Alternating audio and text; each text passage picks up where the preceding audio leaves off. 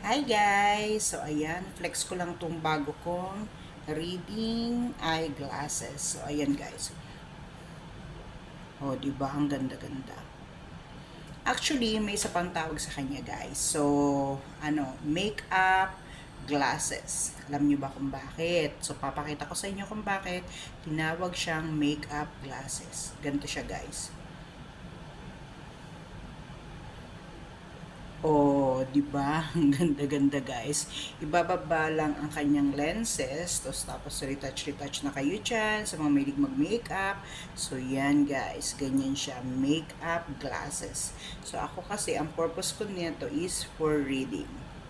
Ayan, kasi guys, parang napansin ko medyo nagbe-blurry na yung vision ko pag tumitingin ako dito sa cellphone ko at saka sa pagre-read. Anyway, so yun. Bale, yun. So, binili ko to. So, ang ganda-ganda guys, 'di ba? Ayan. So, ang cute-cute niya. Oh, 'di ba? Magaan siya guys kasi ano siya ano to, plastic. Plastic siya guys, hindi siya salamin. Alam mo 'yon, hindi siya bubog. Ayun. So, ganyan. Ganyan lang siya guys. Oh, ayan. 'Di ba? Ang cute-cute. Oh, ganyan siya guys. Okay, thank you for watching.